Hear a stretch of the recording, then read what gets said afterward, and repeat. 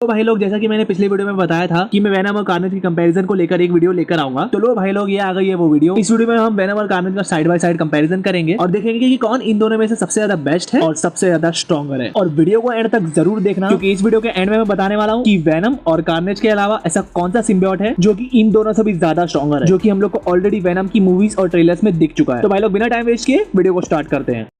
Won't you take me home? Give me reason why. तो भाई लोग, वीडियो को स्टार्ट करने से पहले जल्दी जल्दी चैनल को सब्सक्राइब कर लीजिए ताकि मैं और ऐसी वीडियोस लेके आता रहूं। तो भाई लोग, अगर आप लोग स्पाइडरमैन के एक डायहार्ड फैन हैं तो कहीं ना कहीं वेनम भी आपके दिल में कहीं ना कहीं बसा होगा। और जैसे कि ऑलरेडी हम लोग वेनम को बहुत सारी मूवीज में देख चुके हैं, तो हम लोग उसकी पावर्स और स्ट्रेंथ से काफी ज्यादा वाकिफ है। लेकिन बात अगर कार्नेज की जाए तो ऐसी बहुत सारी चीजें हैं जिससे हम लोग बिल्कुल भी वाकिफ नहीं है। तो उसी बारे में इस वीडियो में मैं आगे जाके बताऊंगा। अगर वेनम और कार्नेज की कंपैरिजन की बात की जाए तो सबसे पहले पॉइंट पे हम लोग आते हैं कि हु इज एक्चुअल विलन। इसमें अगर बात की जाए वेनम की, तो भाई लोग, अगर आप लोग हमेशा से एंटी हीरोज के फैन रहे हो तो डेफिनेटली आप लोग वेनम के फैन तो होंगे ही। पर्सनली मैं भी फैन हूँ वेनम की फर्स्ट मूवी देखने के बाद। बट अभी तक वेनम की रिगार्डिंग जो भी मूवी आई है उसमें सिर्फ कंफ्यूजन ही क्रिएट हुआ है कि वेनम हीरो है या विलन। मोस्ट प्रोबेबली वेनम को विलन ही कंसिडर किया जाता है, क्योंकि ऐसे डार्क लुक में और इतने बड़े बड़े दांत से कौन इसको हीरो बोलेगा। बट ये हमेशा की सच्चाई नहीं है। वेनम कभी कभी हीरो भी हो सकता है, बट सवाल ये है कि उसने किसके साथ बॉन्ड किया है, ये चीज दिमाग में रखना। वेनम बिल्कुल भी नेगेटिव क्रिएचर नहीं है, बट अगर उसने किसी गलत इंसान के साथ बॉन्ड कर लिया तो डेफिनेटली वो नेगेटिव क्रिएटर बन जाएगा, जो कि हम लोग ने ऑलरेडी स्पाइडरमैन 3 मूवी में देखा था। बट यहीं अगर बात की जाए कार्नेज की, तो कार्नेज हमेशा से एक बेस्ट सिम्बियोट नहीं रहा है जिसको पसंद किया जाए। कॉमिक बुक से बात की जाए सिम्बियोट की, तो सिम्बियोट्स कभी भी हार्मलेस नहीं रहे हैं। बट कार्नेज की बात की जाए तो वो कंप्लीटली डिफरेंट है दूसरे सिम्बियोट से। और जब वो क्लीटस कैसिडी के साथ बॉन्ड हो जाएगा तो चीजें और भी ज्यादा खतरनाक हो सकती है, क्योंकि दोनों एक दूसरे के लिए परफेक्ट है एज अ बॉन्ड। क्योंकि कार्नेज का असली मतलब ही होता है डिस्ट्रक्शन। और सिमिलरली क्लीटस कैसिडी का भी कुछ ऐसा ही रोल है, क्योंकि वो एक सीरियल किलर है तो वो हमेशा से डिस्ट्रक्शन ही चाहेगा। तो यहाँ पे हम लोग असली विलन मान सकते हैं कार्नेज को। तो अब आते हैं सेकंड पॉइंट पे, जो है इंटेलिजेंस एंड स्ट्रेंथ।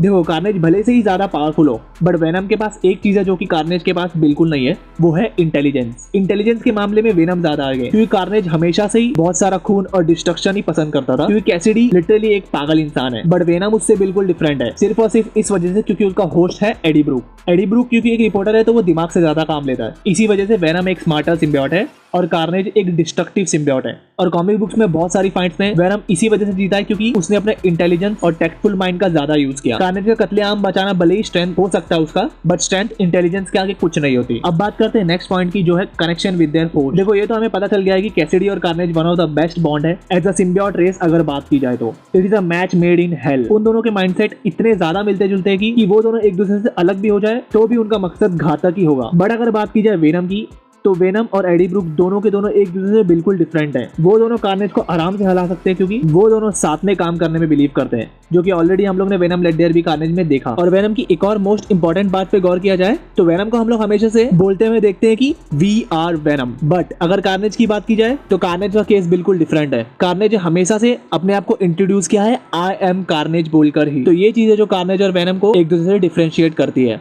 तो अब बात करते हैं नेक्स्ट पॉइंट की, जो है हु इज मोर डेंजरस।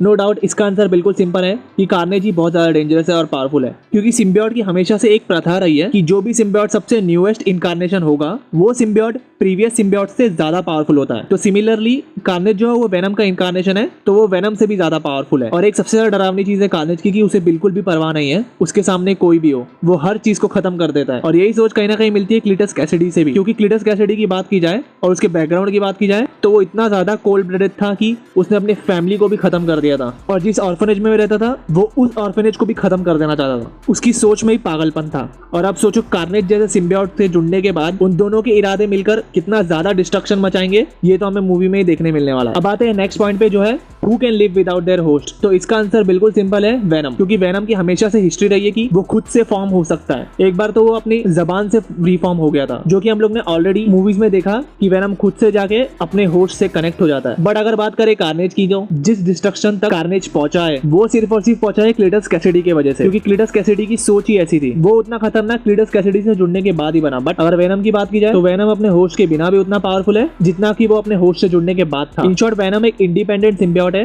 जिसको किसी भी इंसान से जुड़ने की कोई जरूरत नहीं है। बट कार्नेज क्रिएट हुआ है कैसिडी की वजह से, क्योंकि कैसिडी क्रिएट नहीं होता तो कार्नेज भी क्रिएट नहीं होता। अब आता है नेक्स्ट पॉइंट पे, जो है रियल ओरिजिन। कार्नेज और वेनम की ओरिजिन पे बात की जाए तो कार्नेज पैदा हुआ वेनम से, बट उसका ओरिजिनेशन अर्थ पे हुआ है, क्योंकि कॉमिक बुक में जब वेनम अपने होस्ट एडी ब्रूक की बात बिल्कुल भी नहीं सुन रहा था, तब वो निकलता है न्यू होस्ट ढूंढने के लिए, और वो न्यू होस्ट मिलता है उसे क्लेटस कैसिडी में, और क्लेटस कैसिडी से जुड़ने के बाद वो बनता है कार्नेज। बट अगर वेनम के ओरिजिनेशन पे बात की जाए तो वेनम एक्चुअली बिलोंग करता है सिम्बियोट प्लेनेट से, जिसकी कॉमिक बुक स्टोरी बहुत ही ज्यादा इंटरेस्टिंग है और वो रिलेटेड है स्पाइडरमैन से ही। तो हाँ, उसके बारे में फिर कभी बताऊंगा। बट हाँ, वेनम आया है सिम्बियोट प्लेनेट से अर्थ पर। तो फिर अब बात करते हैं नेक्स्ट पॉइंट की, जो है पावर्स की बात की जाए तो कार्नेज के पास वेनम के कंपैरिजन में अलग पावर्स है, क्योंकि वेनम को हम लोग ने देखा है कि हमेशा से वो इंसानों की बॉडी खाने की क्रेविंग करता है। और दूसरी पावर्स की बात की जाए तो वो कार्नेज से ज्यादा इंटेलिजेंट है और अपने होस्ट के साथ एज अ पार्टनर काम करता है। बट अगर कार्नेज की बात की जाए तो कार्नेज अपने आप से ही वेपनरी क्रिएट कर सकता है, जो कि हम लोग ने ऑलरेडी देखा ट्रेलर में भी। जहां तक अगर वेनम की बात की जाए तो वेनम भी ये कर सकता है, बट उसके बारे में इतना दिखाया नहीं गया, क्योंकि वेनम के पास जो पावर्स और शक्तियां हैं वो उसको मिली है अपने प्रीवियस होस्ट स्पाइडरमैन से, जो थी web shooting and physical power. Carnage की बात की जाए तो क्योंकि कैसिडी एक सीरियल किलर था, तो हमेशा से वेपन्स पे रिलाई करता था लोगों का कत्ल करने के लिए, तो इसी वजह से कार्नेज भी अपने होस्ट के दिमाग से जुड़कर खुद से वेपनरी क्रिएट कर सकता है, इसीलिए कार्नेज वेपन्स पे रिलाई करता है। और इसके बावजूद अगर दूसरी बात की जाए तो कार्नेज अपनी बॉडी को ओवर एक्सटेंड भी कर सकता है, अपना बॉडी मास एंड स्ट्रेंथ को इंक्रीज करके, जहां अपनी बॉडी को एक्सटेंड करने के साथ साथ वो अपनी पावर्स को भी एक्सटेंड कर सकता है। इसी वजह से वो दूसरे हीरोज के लिए हमेशा से एक चैलेंज रहा है हराने के लिए, जिसका रेफरेंस हम लोग ने ऑलरेडी कॉमिक बुक्स में भी देखा कि स्पाइडरमैन को इकलौते कार्नेज को हराने के लिए बहुत सारे सुपर हीरोज और वेनम की मदद लेनी पड़ी थी। इसी वजह से कार्नेज कॉमिक बुक का बहुत ही ज्यादा लवेबल और इंटरेस्टिंग कैरेक्टर है।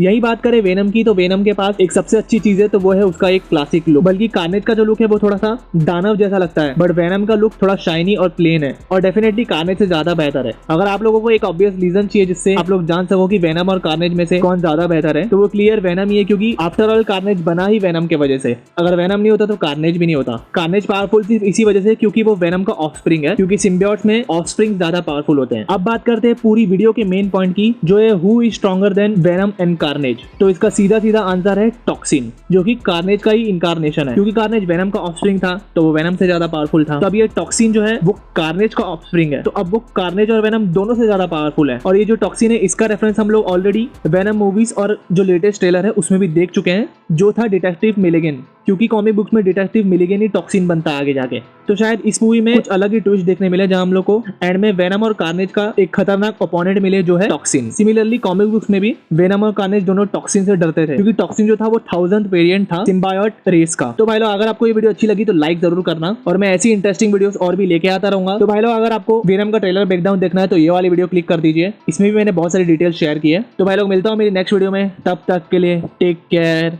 Bye bye.